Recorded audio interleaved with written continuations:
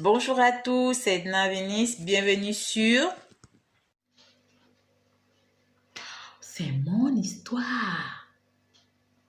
Alors, aujourd'hui sur C'est mon histoire, c'est l'histoire d'une jeune dame.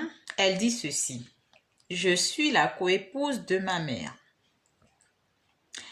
Les commentaires toujours dans la bienveillance, dans l'amour du prochain, et si l'aide, elle a besoin d'aide, donc essayez de mettre des commentaires qui peuvent lui apporter quelque chose. Voici l'histoire. Alors, je n'ai pas été élevée par ma mère, c'est elle qui raconte. J'ai été élevée dans mon côté paternel. Du coup, ma mère, je ne la connais pas en tant que telle. Je sais que c'est ma mère, c'est elle, mais je ne la connais pas. J'allais la voir de temps en temps quand j'étais enfant, et quand j'ai grandi, j'ai vraiment plus le temps ou l'occasion, je ne sais pas, d'aller la voir. Quand j'étais étudiante, j'ai rencontré un monsieur. Ce monsieur n'était pas marié. Nous avons commencé une relation et il me disait qu'il vivait avec quelqu'un. Il n'était pas marié, mais il vivait avec quelqu'un et qu'il avait déjà prévenu à cette personne qu'il devait se marier en polygamie.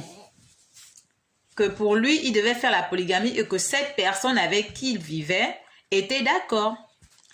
Ce qui fait que après peut-être 2-3 ans, ils ont eu un enfant.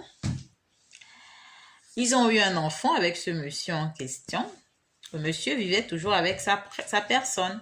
Mais elle dit que le monsieur avait parlé déjà d'elle à sa personne avec qui il vivait pour dire que j'ai déjà trouvé la deuxième femme. Donc, le monsieur lui a expliqué que avant de t'épouser toi, je vais d'abord épouser la première et ensuite je vais aussi t'épouser toi. Il a fait son mariage coutumier. La fille était au courant du jour, de l'heure du mariage coutumier, là où ça devait se passer. Et aussi, non, la fille n'était pas au courant du jour elle était au courant du jour, mais pas de l'endroit.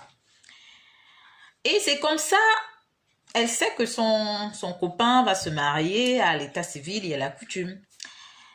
Dans la même période, sa maman, bon, qu'elle avait des nouvelles de temps en temps, hein, sa maman l'appelle un jour et lui dit: bon, ma fille, c'est vrai, on ne se fréquente pas, mais tu es mon aîné, j'ai d'autres enfants que tu connais, voilà, voilà, voilà.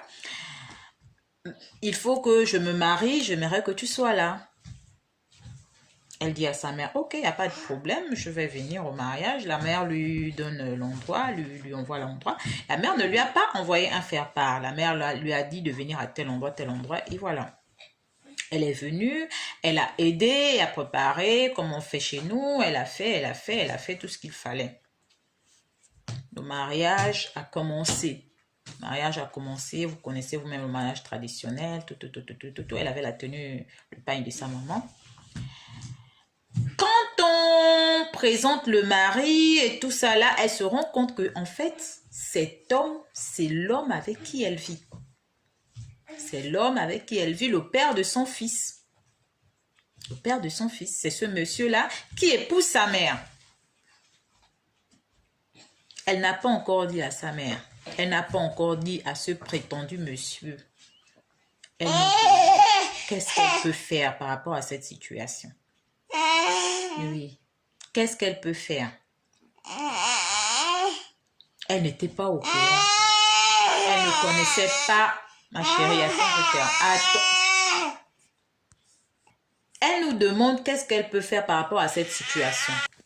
Qu'est-ce qu'elle peut faire par rapport à cette situation? Déjà, moi, ce que je peux dire, c'est qu'on ne peut pas l'incriminer. Elle n'est pour rien. Elle ne connaissait pas le monsieur, on ne connaît pas les détails, mais ce qui est sûr, elle ne connaissait pas le monsieur, elle ne connaissait pas avec qui sa mère vivait. Et même quand elle rencontrait sa mère, je ne sais pas comment ils se rencontraient, mais ce qui est sûr, elle a dit qu'elle ne connaissait pas ce monsieur. Elle a rencontré ce monsieur, elle ne l'a pas rencontré dans la maison de sa mère, elle ne savait pas que c'était l'homme avec qui sa mère vivait, puisqu'elle ne fréquentait pas sa mère en tant que telle. Donc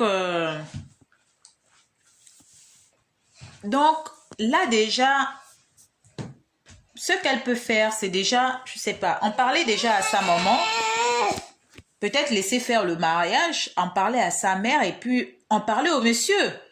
Que ce monsieur sache qu'en réalité, la femme avec qui il vit, c'est sa maman. Il faut dire la vérité. Parce que aujourd'hui, il y a un enfant qui est né. Elle était là, elle devait faire sa vie avec ce monsieur-là. Elle avait accepté la polygamie. Et sa mère aussi a accepté la polygamie, que non.